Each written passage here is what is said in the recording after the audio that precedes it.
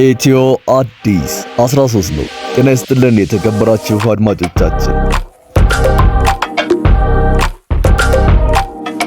ክቡራን አድማጮች በዛሬው የመረጃ ሰዓታችን ወደ እናንተ ከምናደርስላችሁ መረጃዎች መካከል በመጀመሪያ ደረጃ በኢትዮጵያ ፈቃድ ያላቸው የመገናኛ ብዙሃን አጠቃላይ ብዛት 292 እንደደረሱ ተሰምቷል። የመገናኛ ብዙሃኑ የሚመዘገቡበት ዘርፍስ ምን ነው የሚለው መረጃ ወደ እናንተ የምናደርሰው ይሆናል። በመቀጠልም በጥሬ ቆዳና ሌጦ ግብይት ላይ ወጥ የሆነ ዋጋ እንዲኖረው ሊደረግ መሆኑ ተሰማ።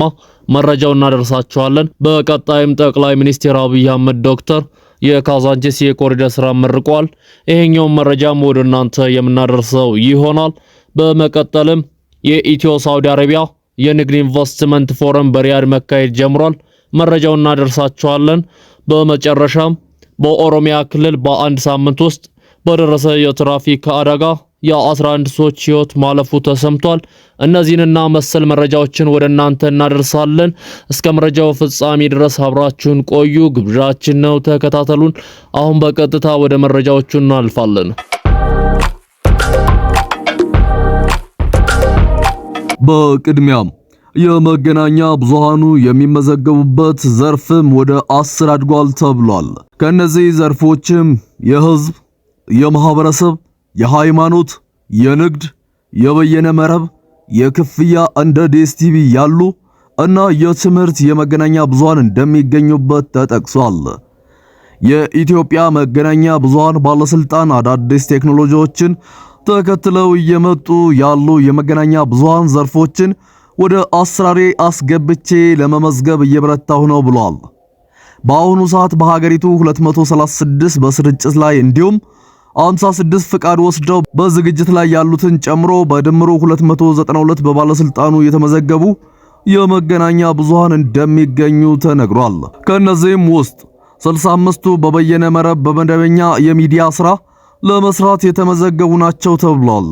ይህንን የተናገሩት በኢትዮጵያ መገናኛ ብዙሃን ባለስልጣን የመገናኛ ብዙሃን ፈቃድ ምዝገባና እውቅና ዴስክ ኃላፊ ደሴ ከፋለ ናቸው። በተለይም በዘመኑ የተለያዩ ቴክኖሎጂዎች እያመጣ ስለሆነም እነዚህን ታከከው የሚመጡ የመገናኛ ብዙሃን ዘርፎችም በፈቃድ ስርዓት ለማካተት እየተሰራ ነው ብለዋል። በመቀጠልም የጥሬ ቆዳና ሌጦ ግብይትን በተመለከተ የዋጋ ወጥነት ባለመኖሩ በተለይም በበዓላት ወቅት በየመንገዱ እንዲወድቁ ምክንያት መሆኑ ተነግሯል። ይህንንና መሰል ችግሮችን ይቀርፋል የተባለለት ይህ አሰራር በቅርቡ ወደ ስራ እንደሚገባ የነገረን የቆዳና ቆዳ ውጤቶች ኢንዱስትሪ ምርምርና ልማት ማዕከል ነው። በአምራች ኢንዱስትሪ ልማት ኢንስቲትዩት ቆዳና የቆዳ ውጤቶች ኢንዱስትሪ ግብዓት ዴስክ ኃላፊ አቶ ታረቀኝ ዲዳ ይህ አሰራር ተግባራዊ ሲደረግ ነጋዴዎች አላግባብ የሚጥሉትን ዋጋ እንዲቆጣጠር ያስችላል ብለዋል። ከዚህ ቀደም በቆዳው ዘርፍ የተሰማሩ አምራቾች ከዘርፉ የወጡ እንደነበሩ ያስታወሱት አቶ ታረቀኝ በዘርፉ የወጡበት ምክንያት የገበያ ትስስር፣ የኬሚካል አቅርቦትና የጨው አቅርቦት አለመኖር እንዲሁም መሰል ችግሮች ስለነበሩ ነው ሲሉ አስረድተዋል።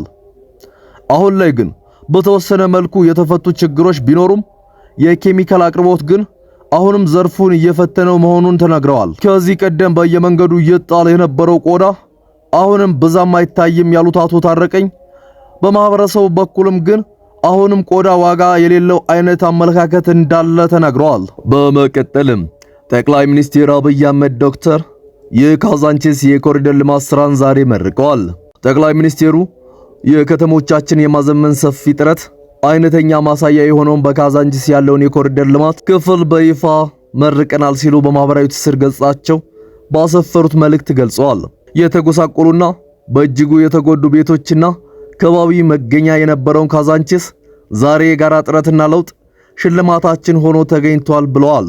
ከዚሁ አካባቢ ተነስተው ለማህበረሰባችን የከበረ የኑሮ ሁኔታን ለመፍጠር ያለንን ጽኑ እምነትና ተግባር በሚያሳይ አኳኋን ለኑሮ ወደ ተሻለ ከባቢ የተዘዋወሩትን ነዋሪዎች ከጥቂት ቀናት በፊት ጎብኝተን ነበር ብለዋል። የተዘዋወሩበት ከባቢ እጅግ ምቹ መሆኑን አይተናል ያሉት ጠቅላይ ሚኒስትሩ ዛሬ ደግሞ የተነሱበትን ሰፈር ድንቅ የኮሪደር ልማት ስራ መርቀናል ብለዋል። በቀጣይ ዜና የኢትዮ ሳውዲ አረቢያ የንግድና ኢንቨስትመንት ፎረም በሪያድ መካሄድ ጀምሯል። ከሁለቱም ሀገራት የተውጣጡ ከፍተኛ የሥራ ኃላፊዎች፣ የቢዝነስ መሪዎችና የንግዱ ማህበረሰብ ተሳትፈዋል። ስብሰባውን በኢትዮጵያ ወገን የንግድ ምክር ቤቱ ሊቀመንበር ሐሰን አብዱላሂ ዶክተር እና በሳውዲ ወገን የጋራ ምክር ቤቱ ሊቀመንበር አብዱላህ አልጃሚ በጋራ መርተዋል። ስብሰባው በንግድና ኢንቨስትመንት ዘርፍ በተለይም በማኑፋክቸሪንግ ኢንዱስትሪ፣ በግብርና፣ በማዕድን፣ በቱሪዝም እና በኮንስትራክሽን ዘርፎች አብሮ ለመስራት መስማማታቸውን በሪያድ የኢትዮጵያ ኤምባሲ መረጃ ያመለክታል።